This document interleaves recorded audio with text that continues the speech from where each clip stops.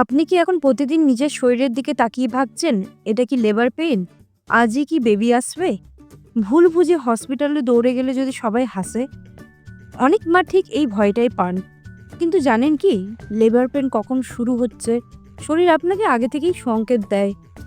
আজকের ভিডিওতে আমি আপনাকে বলবো লেবার পেইন শুরু হওয়ার 10টি একদম স্পষ্ট লক্ষণ, যেগুলো বুঝতে পারলে আপনি ভয় নয়, আত্মবিশ্বাস নিয়ে হাসপাতালের দরজা খুলতে পারবেন। ভিডিওর শেষ লক্ষণটা কিন্তু সবচেয়ে গুরুত্বপূর্ণ, কারণ এটা বুঝতে না পারলে অনেক মা দেরি করে ফেলেন। তবে চলুন শুরু করি। ফার্স্ট পয়েন্ট, পেট শক্ত হয়ে আসা, কিন্তু আগের মতো না। প্রেগন্যান্সির শেষ দিকে অনেকেই বলেন পেট তো আগেও শক্ত হতো, এটাই কি সেটাই? না, লেবারের সময় পেট শক্ত হয় ধীরে ধীরে, নিয়মিত এবং আগের চেয়ে বেশি ব্যথা নিয়ে। এটাকে ব্র্যাক্সটন হিক্স না, এটা শরীরের প্রথম সতর্ক সংকেত যে আমি প্রস্তুত। এবারে প্রশ্ন হলো, এই শক্ত হওয়া কি বিশ্রাম নিলে কমছে? না কমলে খেয়াল রাখুন। আর এখান থেকেই আসে দ্বিতীয় লক্ষণ।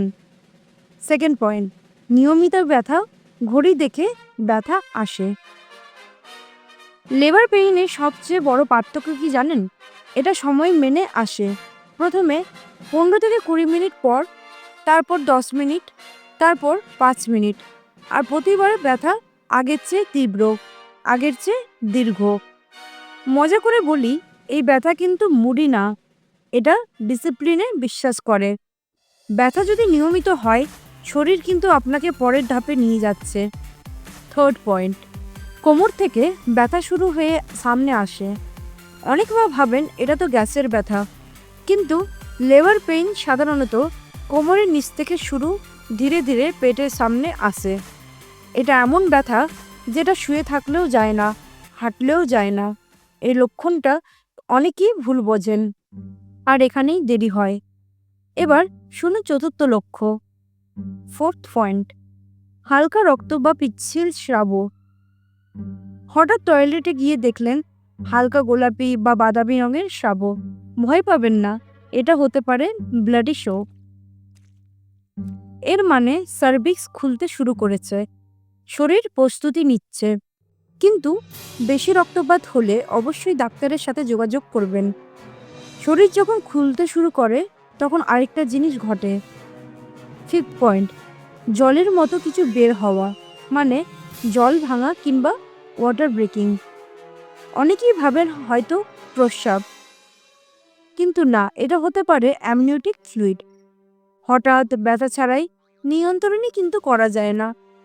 জল ভাঙার পর একদম দেরি করবেন না, এই মুহূর্তে সময়ই সবচেয়ে বড় ফ্যাক্টর।